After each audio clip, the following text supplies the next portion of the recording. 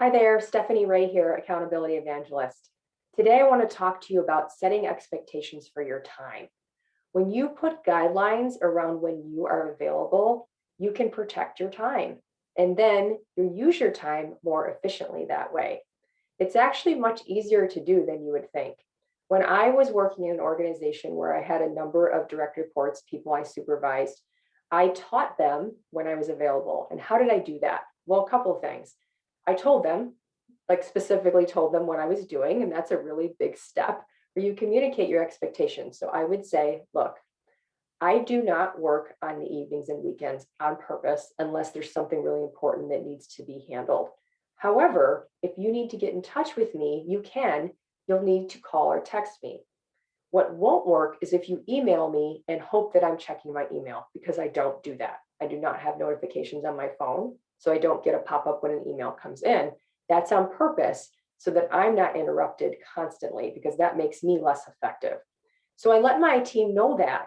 Again, it's two things. One, I'm not checking my email. And by the way, don't expect you to either after hours unless absolutely necessary. And if it is necessary, then you let me know. You can call or text me and say, I really need you to look at this email, and I'll do it. So that's an example of setting expectations. The other one I want to share with you is when you go on vacation.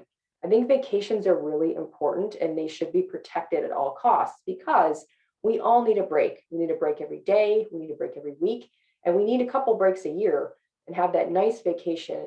And whenever it's interrupted by work, you kind of have to start backwards, and then it takes a little time to get back into the groove, relax again, and be able to really take in that rejuvenation. So I do not interrupt anyone's vacation unless it is really, really important. And so I ask the same for my team. And so, but the same rules applies. If it's an urgent emergency, like if something happens to someone on our team or they have a family emergency, I don't want you to wait. And if you're not sure, then call me. But generally speaking, I don't want to be interrupting my vacation. And that sets a really good example for my team that I'm not going to interrupt them. Now, the things that I just mentioned can only be done if you are organized. Because if you leave a bunch of stuff undone, loose ends before vacation, then you're going to cause people to panic and you're more likely to get that phone call. So it's really important that you do your homework before your vacation, get prepared, communicate to everyone who needs to know where are things at, do handoffs, put things off that can be put off, take care of all of those things, and then set your out of office message to be very clear. These things are very straightforward, but so many people don't take advantage of them.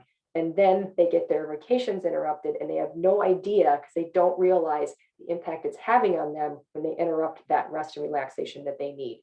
So, those are my tips for setting expectations for yourself and also setting the example for others.